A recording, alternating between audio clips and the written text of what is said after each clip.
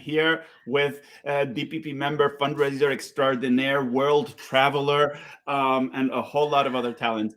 April Stallings. Hi, April. So nice to be here with you today. Hey, how you doing? So we've been joking that we truly do need to start these conversations in nonprofit style. So with a big disclaimer on all the things that are not going to happen, setting expectations correctly. So we were trying to have a slide to share with you, but that's not going to happen. So this is a slide-less conversation. Please bear that in mind and modulate your expectations accordingly. Every type of slide, information point, fact will be shared with you when we actually have a course that we're doing in the fall. And April will be our kickoff instructor there. So thanks a bunch, April. Of course. No, I'm excited to be here. Yeah, it's a nonprofit life, right? I went to share a slide and it completely shut down the whole presentation. So we will play it safe and not get too fancy. But yeah, just to chat. I would love to hear what everybody's wanting to know and talk about the course that's coming up and all that good stuff. How cool. Well, April, I think you Yeah. have lots of interesting stuff to share, and we're going to have a conversation about it today. You've been Mm-hmm. up to really interesting things. Your position sounds super interesting to those that are maybe fundraisers on kind of, I don't want to say traditional, no, but, Yep. a kind of more regular path fundraisers. So I think we can start with that. What is your role, your title? And hi, Dan. And just share that with everybody who's here. Yeah, so I'm the gaming and influencer community manager for Make-A-Wish International, which is kind of I don't know that it really nails down what I do exactly, but basically what I do is I was brought on board to Make-A-Wish International. I spent 4 years with Make-A-Wish Canada to develop the global sort of content creator and streaming fundraising program for all of our affiliates. So most people don't know this, but Make-A-Wish is not just the US. Outside of the US, we have 39 global affiliates who are granting wishes in 50 countries. And one of the interesting things that came out of the pandemic was not just for us, but I think for most nonprofits, was a realization that in-person events weren't, as fail-safe as we thought they were.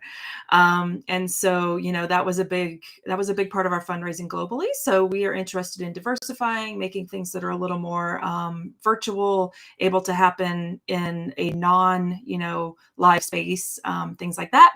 So yeah, my job is basically to grow that and teach our affiliates around the world how to grow that themselves and to really strengthen this type of fundraising globally. Wow. So Yeah. um, I understand you went into this position overseeing all the affiliates in this area because you were so successful in your previous role, right? What types Yeah, I of mean, it's improvements are you seeing? sorry. Oh, I was just asking, yeah, what types of improvements are you seeing across the whole kind of Make-A-Wish network? Oh, yeah, no, for sure. We just had our first global event in April, and that involved 26 of our 39 affiliates. Some of them are already, embracing the space. I think to our affiliates in Austria, UK, they're really doing some good stuff. Canada, obviously, but then we also had several who had never been in the space before, and we used it as kind of a real life learning, teaching experience as we went along, but also a fundraiser, of course. And so our first global event raised over $125,000 US, which is fantastic. And, it's now something that we're looking to continue to grow. And what I will say to everybody is that the key thing to be in the space is to really know why you're in the space. It's going to get more, competitive, more crowded. Obviously everybody's looking at, virtual fundraising, digital fundraising, in light of the pandemic. So, but know why you're there is what I would really say. Oh, are we frozen again?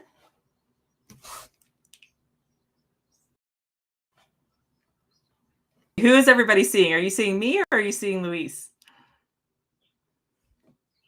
Because I can just keep talking if you're seeing me.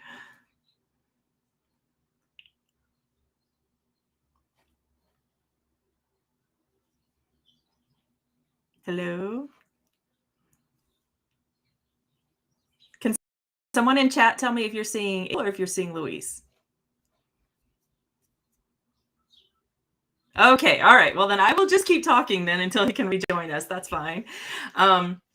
Sorry about that, everybody. So what I would say is just know why you're in the space if you're going to get in the space, right? So the reason that we are in the space is that our oh, hey, you're back. The reason that we're in the space is because gaming and gaming computer wishes in particular, and I wish to meet my favorite streamer and things like that have really jumped for Make-A-Wish globally. In some cases, jumped over 200%, which Wow. is great, but those are very expensive wishes for us, right? So that's why we're in this, because our kids are watching our content, our kids are wanting to be creators themselves, and our kids are wanting, gaming computers so they can play these games that mean so much to them. When you're a child going through medical treatment, a lot of times you are in isolation for health reasons, right? I mean, they were quarantining before quarantining was cool, right? And so that means that they spend a lot of time consuming this content. That means they spend a lot of time playing with their friends online versus in person. And so that's why we are in the space. And so I would say that's probably the first step that you're going to want to take whenever you're talking about creating this type of program, is knowing, your reasons for being there. Is it just to fundraise? Probably not strong enough to get creators to come to your cause. It can't just be that I need to fundraise. It has to be that I need to fundraise and I connect with this community for these reasons. So yeah, that would probably be the first thing that I would say. Wow. Sorry about that, but April, so That's inspiring. okay. Very cool. If nobody else has asked, what do you even have a typical day? What does, or your week, like, what does that even look like? And I know you've been traveling recently, but is most of it behind, like, are you most of it in Discord most of the time? I don't know. Educate us. No. I honestly, I need a community manager for our Discord and other channels. My typical week is working on our events that we have. I think Dan asked if Make-A-Wish had any ongoing campaigns that were coming up. Right now, we're piloting a lot of stuff. Our annual event will always happen in April. That is our World Wish Month that we celebrate globally. So that will always be kind of our big event where we bring everybody together. But like Dan asked, we do have a Dungeons and Dragons themed event that we are trying out. So one of the interesting things about this space, it's not just video games. I think by calling it video game fundraising, you're really limiting yourself. You need to think of it as creator fundraising, streaming, things like that. So one of the things that have come to us is that the Dungeons and Dragons community is a big part of our Discord community, right? So we've turned it over to them. They've created this amazing world, these amazing, campaigns for D&D players to use. And there's a lot of online D&D content that is being streamed as well, right? So that's the tie-in with what I do. So right now, we're very much in an experimental piloting phase to see what works, see what countries it works in. Geographically, my kind of span is a lot more complex than what most people would be taking on, right? Like most of you are from, nonprofits that focus on one city, one state, one country, things like that, right? So we're definitely being very experimental globally with what we're doing. So my week is sort of talking to people about things like that, connecting with content creators, connecting with influencer marketing agencies who can maybe help us. And then just, kind of really working on the program itself. I recently went to TwitchCon, which is a big global, creator conference where, the content creators from around the world get together and finally get to meet each other in real life and connect with their sponsors and do some cool activations. So that was a really fun weekend in Amsterdam.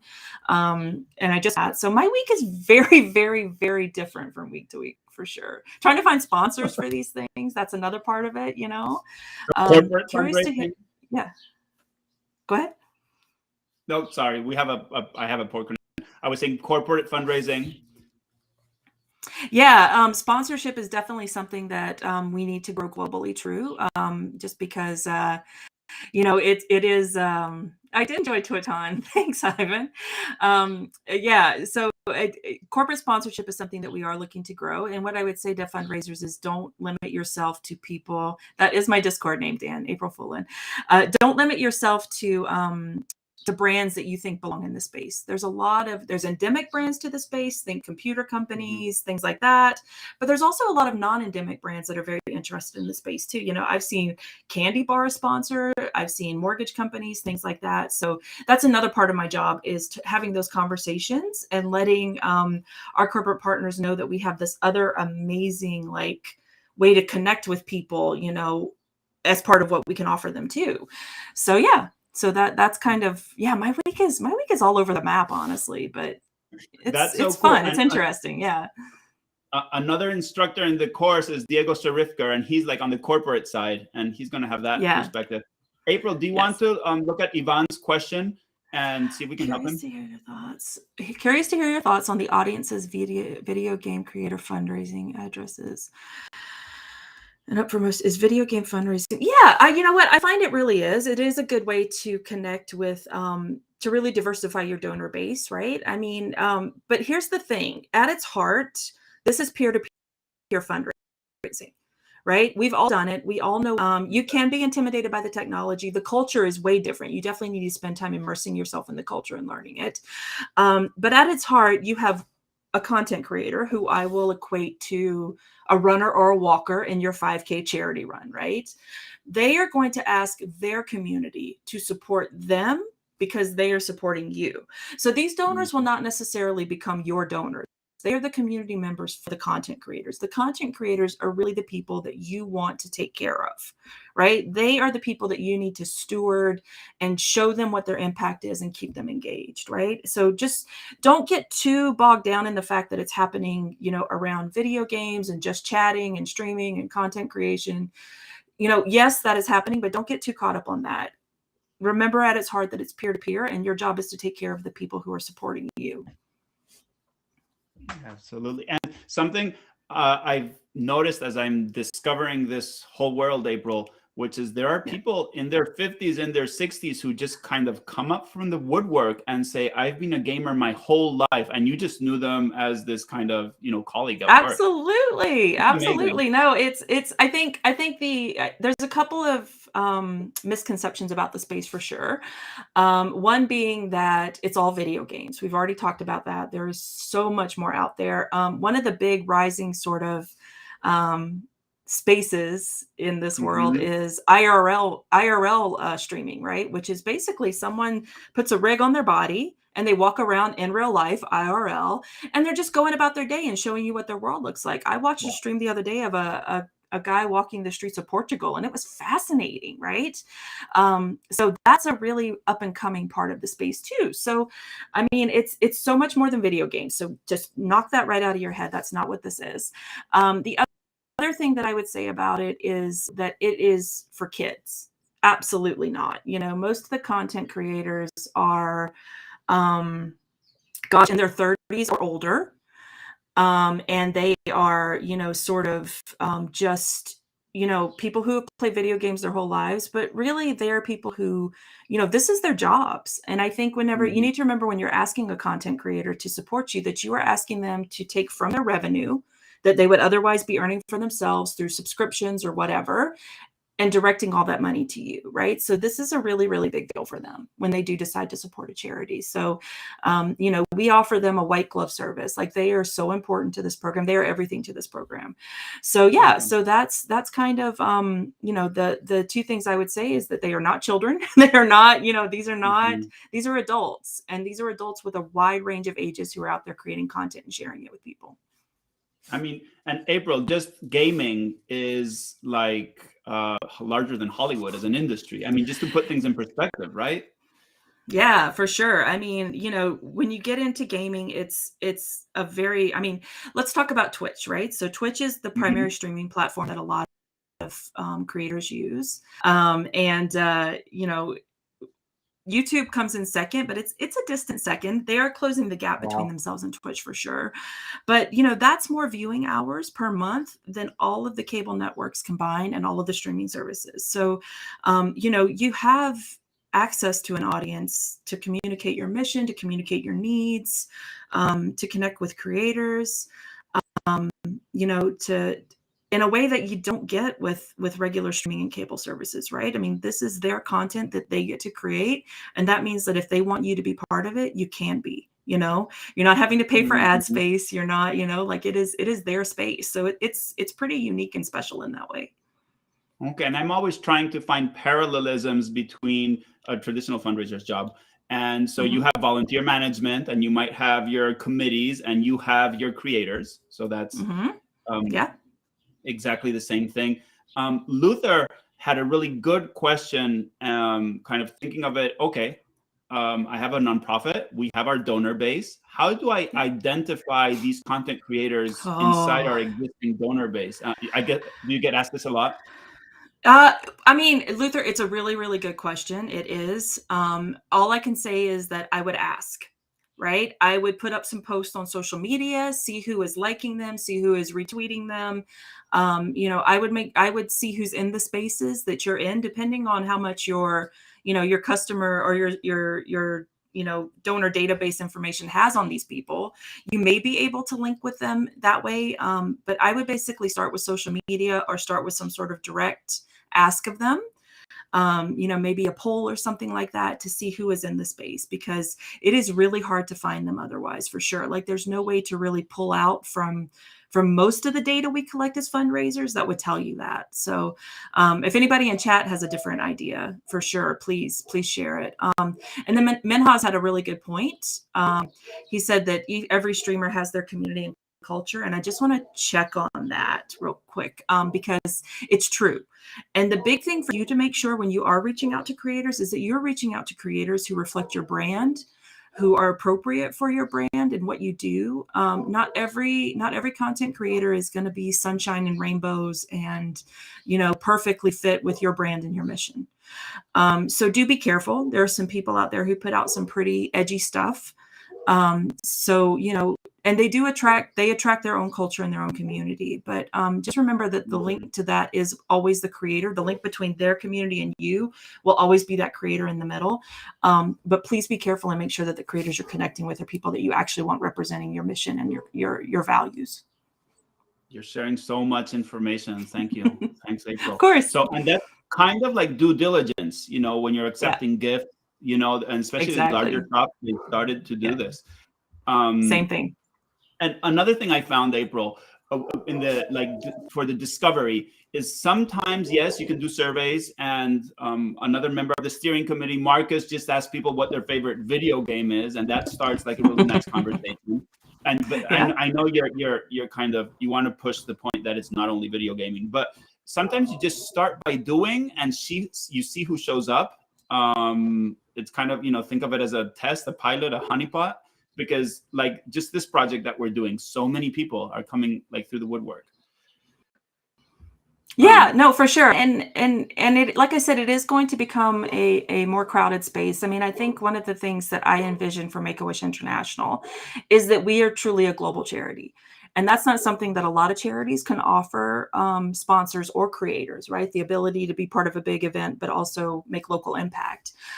So that's Mhm. kind of the space that we are going to be playing in. So the other thing I would advise is look at the space that you want to be. Like, look at your territory, your mission, and decide like what scale you want to operate at, right? Because that's an important thing Mhm. too. That's so interesting. And so many nonprofits are, even if they're large or established, they're, essentially local, even schools, right? Most Mhm. of their alums are like Absolutely. in 100-mile range. Right. Um, And I just want to, what Florice said, Florice, I'm sorry if I just butchered your name, but the Z event in France, that's a really good example. So that is a French-based streaming event, and they pick different charities every year. And they went from, I think they raised maybe 300,000 euros their first year, and they just did 10 million euros this wow. past, and they do it in like less than a week. So, I mean, Wow. there are definitely, you don't necessarily have to be putting on your own events either. There are groups out there that are, selecting charities of choice for things like this as well. Now, I'm not telling you all to go flood the Z event with requests to support your charity, because obviously, they have their own priorities and their own kind of giving, protocols. But I mean, definitely that's another thing to do, is just look around and see who's already raising money for charities, who selects a charity of choice, and see if that's a good fit for yourself too.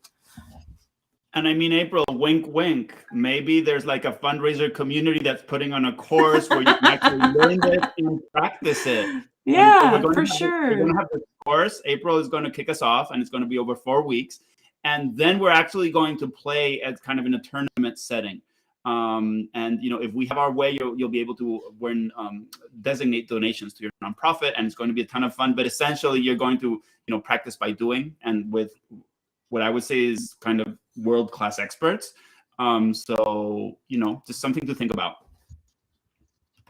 Absolutely, yeah. And what I would say is, this space, I'm passionate about it, one, which is why I'm happy to be part of the course.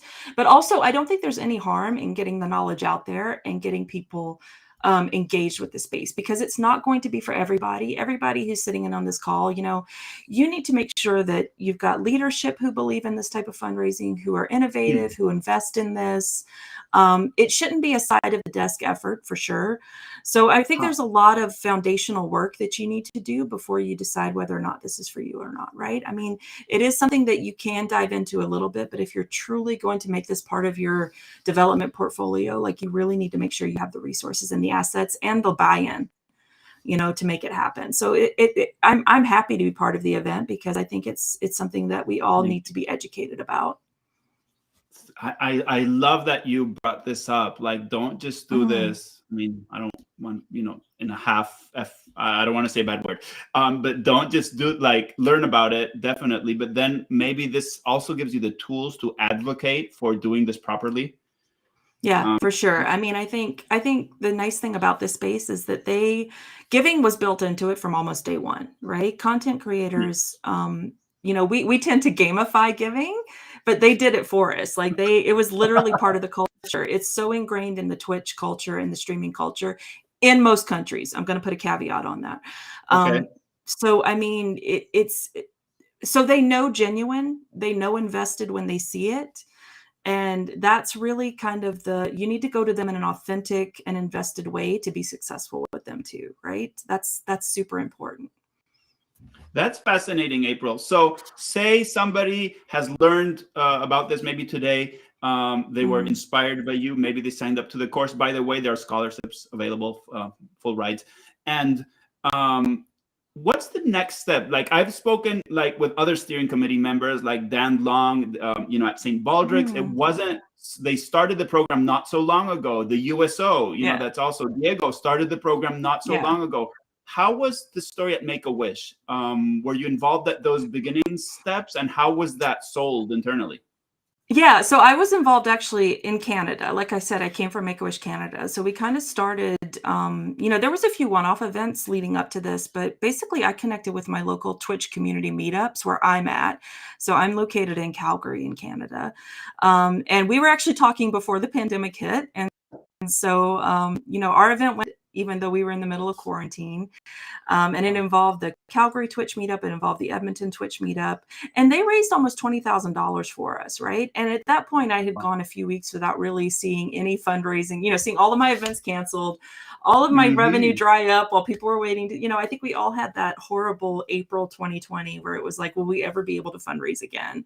And to see that money come in was such it was such a relief to me, first of all, but I also felt so grateful and so thankful, because I knew that, in the long run, we're going to be okay.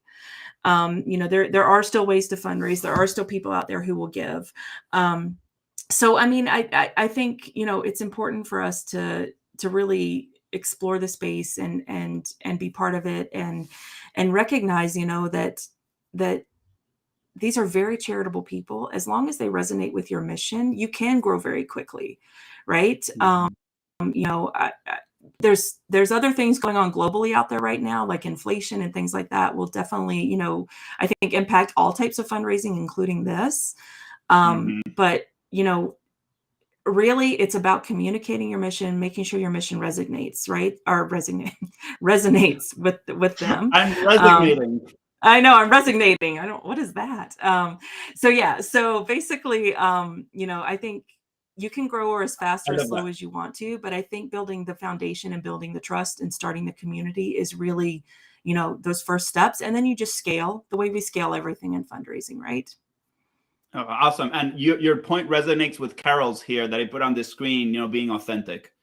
Yeah, as long as it's not resonating with her. If it's resonating, that's good, but not I resonating. mean, but if that's the authentic feeling, we all just want to resonate. I'm sure we've all been there, like the nonprofit life. Yeah, so no, that's what I do. I mean, it's a pretty space. It's Mhm. something that I'm passionate about, that I love. And I love Wishes. I love our mission. I love what we do. So it's a really great. I pinch myself some days, like it's like this is such a cool Oh, job. Um, but I'm so glad that I could tie, things that I'm passionate about together like that in my career. My dad owned a video game arcade when I was a kid, right? So like when I was like really? and then resignate, yeah, Kirk, that's the plan. My dad Okay. owned a video So give game me the arcade, song. like in the heyday, right? He had like the video game cabinets with like Pole Position and Frogger and like all those guys. And at night when he would shut down and like do the books for the day, he would turn the machines on free play for us, and we would just go to town while he was doing the business Whoa. part of things. So I mean, it was a spark, and it was really the coolest time in my life. And the fact that now I'm a gamer, I'm in my 40s, and I game like every day. It's something that's such a big my life. And again, this is not all about game. Cannot stress that enough. Yes. But the fact that I can tie something that I'm passionate about to helping kids to having a career is amazing. So there's a comment from Flores, but also Okay. you touched on something really important, which is the technology may be different, but the underlying principles are mostly the same for fundraising, and the culture may Hmm. be different, Yeah. right? Yeah. But Mhm. this is kind of why I was really excited to explore the space with the donor participation project, because I could see that all those principles of community building, Mhm. of being authentic, of having engagement that keeps people around so that they don't, leave the moment you have a pandemic, where Exactly. Yeah. this existed in this world. So, it's participatory, it's purposeful, it's recurring, it's all those things. Mhm. Um, whatever you do, right? And like I wasn't seeing that, April, with other technology, kind of more cutting edge fundraising like crypto, philanthropy, where it just mostly seemed like a money Mhm. grab. Is the importance of community, like, is that accurate? That's Just that's really interesting because I also handle the crypto portfolio for the sort of emerging one that we have. And I mhm, would say, gamers and crypto people do not necessarily mix. Like it is definitely two different communities with different priorities, different values. But mhm, when it comes to the crypto community, we've had some very authentic projects, some very authentic giving happen that way too. So, I would amazing. say it's two entirely separate things, but it's kind of fallen into my kind of area because they're both pretty innovative stuff. You're the And weird so community yeah, person now. yeah, like there's definitely some NFT projects out there that are, kind of sketchy for sure. But Uh-huh. just like any other space, you can dig in and you can find the authenticity there too. And I think we've been super lucky in that we found a couple that are like that. Wow. April, you're so Yeah. inspiring. Florice is asking, how is the loyalty with gaming? And I imagine she refers to Mm. donor loyalty. That's a really interesting question for me too. Yeah, Clarice, if you want to expand on that question, if you're talking about are people likely to come back again and again to your cause, the content creators, my answer would be the same as any other kind of giving. As long as you take care of them, steward them, and show them their impact, you will have that loyalty. If you're talking about are people loyal to a particular game, what would be the supporter journey of it? I would say maybe, are you thinking regular donor in that you're moving them away from doing events for you and just giving, or in that you would like I them to think, repeat what they yeah, were doing for you?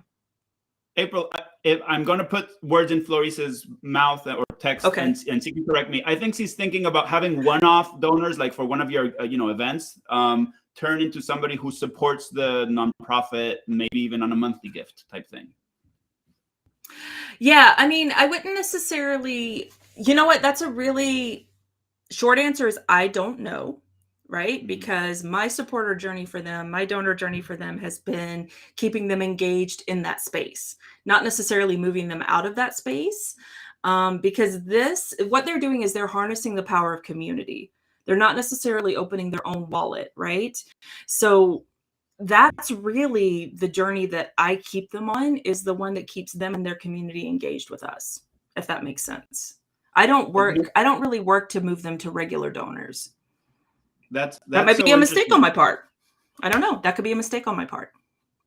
Well, I've had conversations with, other people in the sector, and I found the same. Lots of the fundraising that's happening in streaming, et cetera, tends to keep the people in that area.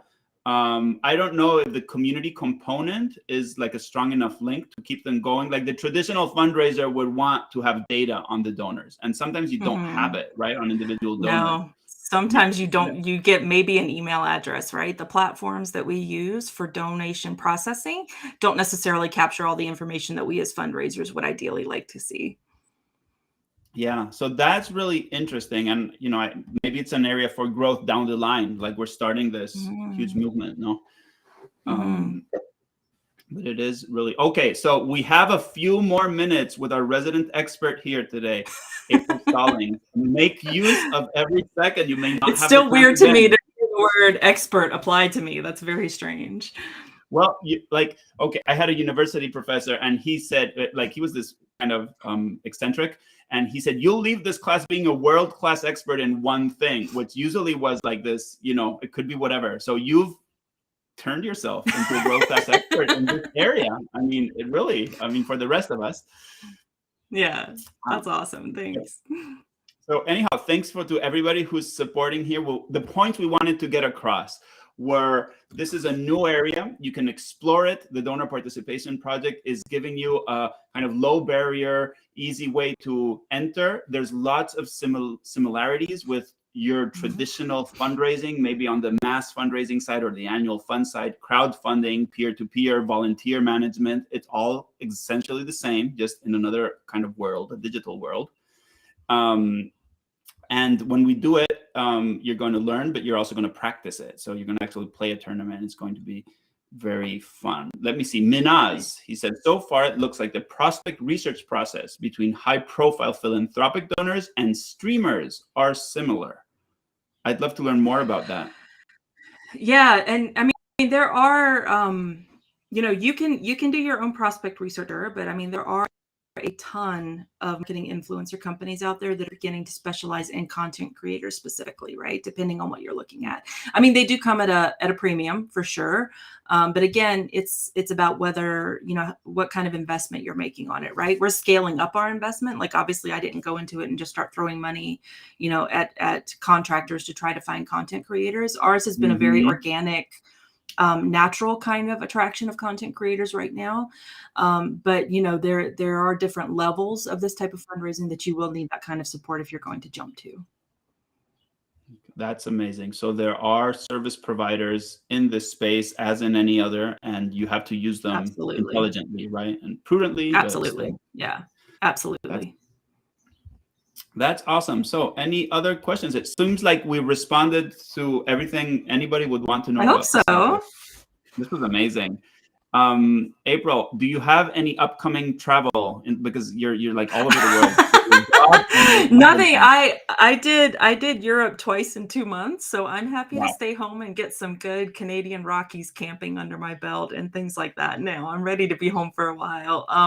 I did get an interesting invite to a gaming event in Mexico, so we'll see. But yeah, we'll see. Nice. I presented there at a conference, and it was absolutely wonderful. I hope it works out. Nice. Thank you. Yeah, I think really grateful to have you. This has a lot of potential for our South American affiliate. No, it's okay. Go ahead. It's so cool. We feel grateful to have you today. We feel grateful to have you as a member of the Donor Participation Project. Please, anybody who's here, please feel free to connect with April. I hope that's okay to say, April. Yeah, send me a LinkedIn for sure. Yeah. Awesome. Yep. And we look forward to seeing you soon. Thanks a bunch. Awesome. All right. Thanks, everybody. This was fun. Thanks, April.